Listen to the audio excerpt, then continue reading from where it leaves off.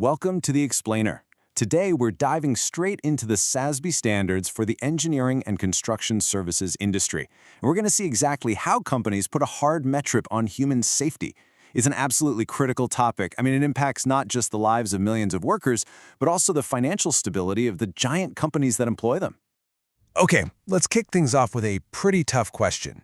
How can investors and regulators possibly quantify the chaotic, intensely physical reality and the inherent dangers of a massive construction site? Take a second to really think about that.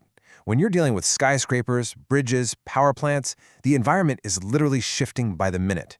Capturing that reality in a spreadsheet seems almost impossible, right? And yet, the industry absolutely demands accountability. Think about it. Because this industry runs on heavy manual labor, the workforce faces unique and, honestly, severe dangers every single day. Workers are routinely exposed to powered haulage accidents, heavy machinery incidents, high-altitude falls, and hazardous chemicals.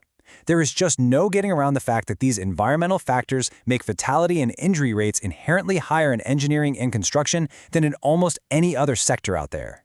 Now, obviously, failing to protect workers costs lives, which is tragic in itself, but it also results in massive financial liabilities. A poor safety record brings costly fines, extraordinary one-time expenses, and severe legal liabilities. On top of all that, accidents cause major project delays and incredibly costly downtime. Ultimately, this whole thing snowballs into a lost competitive advantage. Clients simply don't want to hire contractors that bring that kind of risk to the table, which means having accurate safety data is an absolute necessity for any serious investor evaluating these companies. Section 1. Defining the metrics, TIR, and fatalities. The SASB standard explicitly demands the tracking of two very specific rates under code IFEN 320A1. It calls for the Total Recordable Incident Rate and the fatality rate. And, these aren't just polite suggestions from regulators. They are rigorous, non-negotiable requirements for corporate transparency. Let's break down that first one. TRIR, or the Total Recordable Incident Rate, is basically the gold standard metric for measuring safety in the industry. But there's a very specific parameter here. It only tracks new cases of injuries and illnesses that result from events in the work environment. Meaning, an incident is only counted if it happens while a worker is actually present as a condition of their employment. And yes, that even includes incidents that happen while they're traveling in the interest of the employer. Now, it's super important to understand what actually qualifies as an incident here. We're not talking about a minor scrape requiring simple emergency first aid before getting back to work. Those don't count. A recordable incident is triggered by anything requiring actual medical treatment beyond first aid. So, any event resulting in lost time, days away from work, restricted work, a loss of consciousness, or any significant injury diagnosed by a licensed healthcare professional. Section 2. The Math of Safety, the 200,000-hour formula. All right, so how do we actually level the playing field? How can a massive global contractor be fairly compared to, say, a smaller regional builder? Well, the magic number here is 200,000. This single number anchors the entire safety calculation across the industry, ensuring that a massive corporation with 50,000 employees and a local firm with maybe 500 can be evaluated on the exact same scale. The standard lays out a crystal-clear, step-by-step math problem. First up, you take your raw incident or fatality count. Second, you multiply that count by 200,000. And finally, you divide that result by the total number of hours worked by the entire workforce over the reported year. It completely standardizes the data across the board. And this is where it gets really brilliant, because that 200,000 isn't just some random number pulled out of thin air. It represents a perfectly human scale. It's exactly 100 full-time employees working 40 hours a week for 50 weeks out of the year. This makes the final rate incredibly intuitive. It's essentially telling you the exact incident rate per 100 full-time workers. Section 3. The crucial distinction, direct versus contract employees. This is an absolute game changer for evaluating these companies. The standard actually forces companies to calculate these TIR and fatality rates twice.